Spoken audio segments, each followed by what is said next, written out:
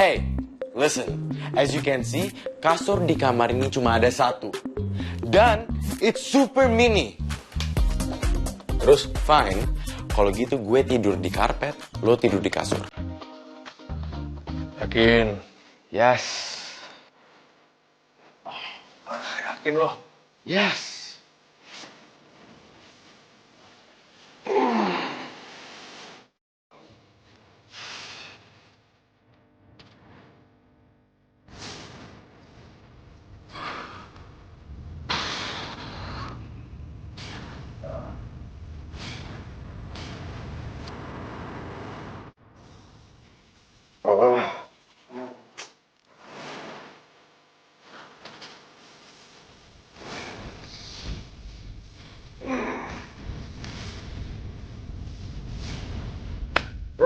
Pinggir lo.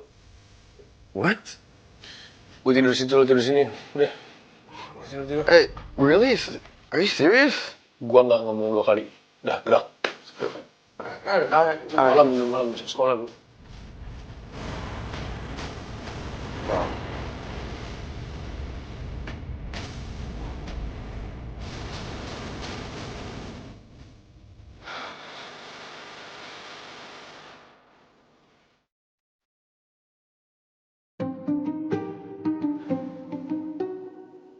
This is crazy. Gue tidur sekamar sama Alferic Jr. Mohan, dia yang selalu diomongin sama orang satu rumah. Dia yang selalu jadi pusat pergerakan. Yang namanya selalu bikin rumah kayak musim panas di Afrika. Dan kayak musim dingin di kutub. Yang bikin Oma marah, frustasi, dan bikin semua orang ikut frustasi. Dan yang jadi masalah hebat, yang semuanya sekarang satu kamar sama gue. Wow, Matthew, lo harus tahu kalau gue satu kamar. No. Gue satu kamar sama Alferic yang kalian cari-cari itu. Is this real? Dan dia kasih kasurnya ke gue. Ini kayak mimpi. Ini kayaknya nggak mungkin sih.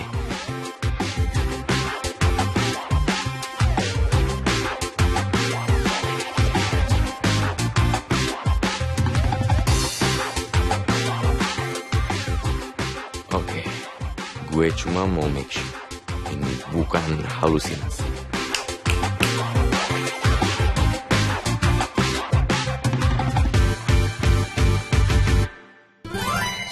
Hey, wow, let's go. Mau ngapain lu megang-megang? Just chill out, oke? Itu cuma reflex. Refleks apaan? Well, gue cuma mau ngecek kalau lo beneran tidur atau enggak. Gue kira lo pingsan, man. You know, ini safety check. Ya. Yeah. Safety check apaan megang-megang? Gue cuma mau make sure, oke, Alferic? Berani lo sama gue? Of course not, man. Just chill out, oke? Tidur lagi aja. Devon, Mohan, kalian ngapain sih? Berisik banget, gak enak tau sama tetangga. Kita kan penghuni baru di sini, takut ganggu. Bukan yang aneh-aneh ya, Tante. Aku cuma mau ngecek kalau dia hidup atau enggak. I mean, dia tidur, nafasnya nggak kedengaran. And I mean, aku kira dia pingsan, maybe. Iya, tetap aja aneh, Devon. Tahu, gue juga bingung. Udah, jangan pada kayak anak kecil ah. Lagian udah malam, udah pada tidur. Devon, tidur. Oke, Tante. Bye.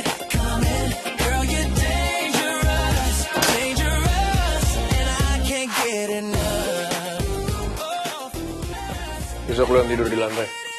Excuse me, sorry? Apa mau di kamar mandi? Oh, no. Oke, besok gue tidur di lantai. Tidur.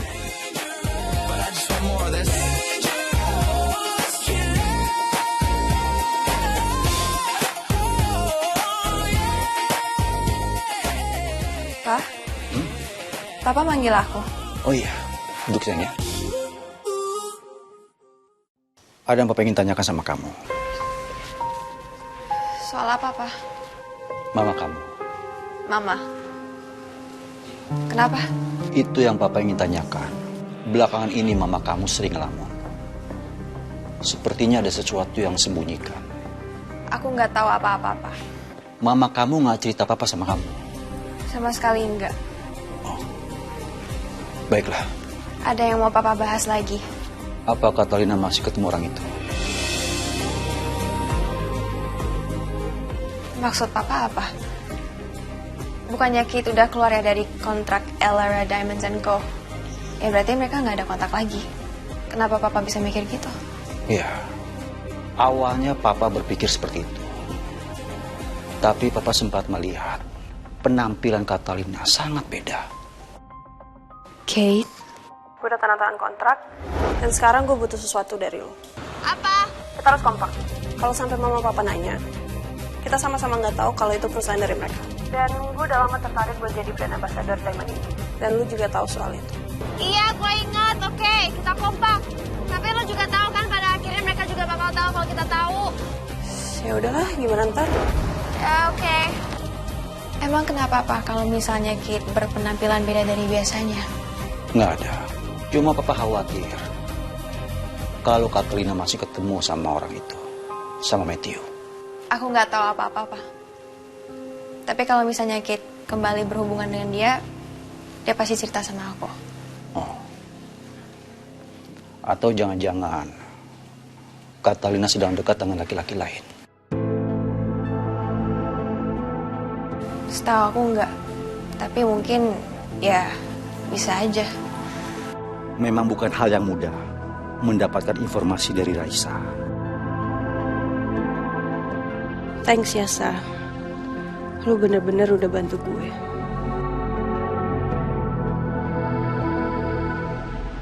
Aku nggak bisa ngebayangin gimana caranya kamu ngelewatin semuanya sendirian.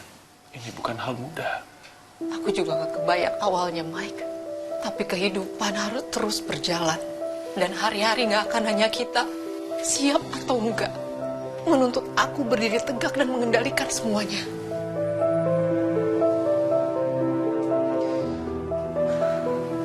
Maafin aku. Aku udah ninggalin kamu terlalu lama. Kamu gak berniat ninggalin kami. Kamu diambil dari kami. Kamu dijebak, Mike. Ya. Dan yang lebih parah, kamu dan anak-anak kita yang harus menanggung akibatnya. Kamu juga ngerasa berat di sana. Sendirian. Tanpa kami. Dan itu gak mudah, Mike.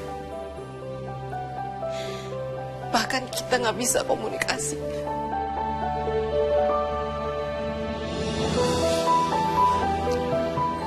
Aku harus pindahin Akila.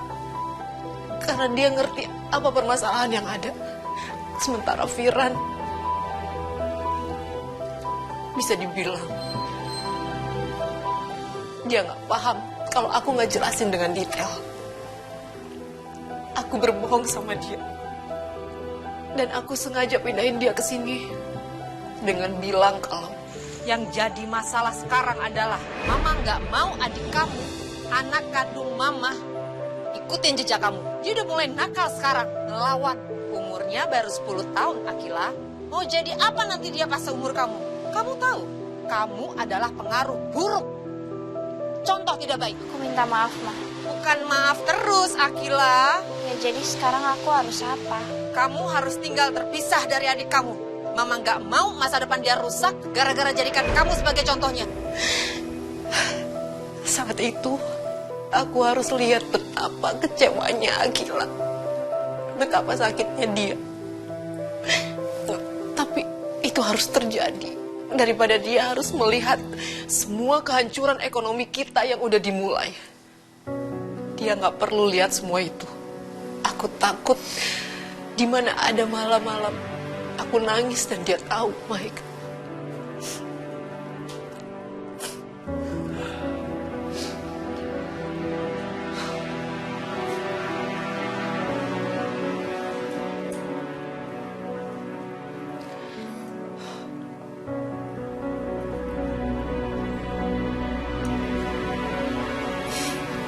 Aku ngerti. Kalau kamu gak ngomong gitu, Akila pasti bakal tetap ngotot untuk tinggal sama kamu. Iya. Sementara aku harus ngurusin perusahaan yang udah di ujung tanduk. Dan aku ngerasa kalau Rita jauh lebih baik saat Akila masuk asrama. Aku benar-benar sedih, Mai. Tapi aku juga bersyukur karena dengan begitu gak ada yang perlu dia lihat. Aku berniat menyembunyikan kehancuran perusahaan kita dari Akila. Aku gak mau dia tahu apapun. Aku gak mau dia ikut nanggung apa yang gak perlu dia tanggung. Maya. Aku gak pernah meragukan sedikit pun pengorbanan kamu. Tapi aku gak bisa pertahanin rumah lama kita. Aku gak bisa. Gak apa-apa, Maya. Kamu sudah melakukan yang terbaik. Aku gak akan pernah menyalahkan kamu. 2 perusahaan itu aku lepas. Bukan karena aku mau, tapi karena aku kehabisan cara untuk bertahan, Mike. Aku gagal. Dan bahkan Akila akhirnya tahu semuanya. Dan bukan itu yang aku harapkan. Aku sampai kacau dan memanfaatkan kedekatan Akila dengan Fatah. Aku gak tahu gimana cara ngadepin semuanya, Mike. Dan tanpa sadar, aku ngebikin Akila jadi ngerasa terhina. Aku ngerasa lebih kacau. Dan kamu tahu, aku gak bisa lebih ekspresif. Aku gak tahu gimana cara nyayangin Akila. Kecuali dengan cara, yaitu mempersiapkan masa depan Akila. Supaya dia gak menghadapi kesulitan. Walaupun aku akhirnya sadar kalau aku selalu dan terlalu keras sama dia. Prosesnya gak mudah, Mike. Awalnya karena karena aku takut. Tapi lama-lama aku berusaha menjadi ibu yang Akila harapkan. Walaupun aku mungkin gak bisa jadi sempurna. Enggak, Maya. Kamu udah berusaha yang terbaik. Justru aku yang minta maaf sama kamu. Karena aku gak ada buat kamu di saat kamu paling butuh kehadiran aku. Aku ini udah jadi luka buat kamu. Dan buat anak-anak kita. Aku bertahan, Mike. Tapi aku gak sekuat itu.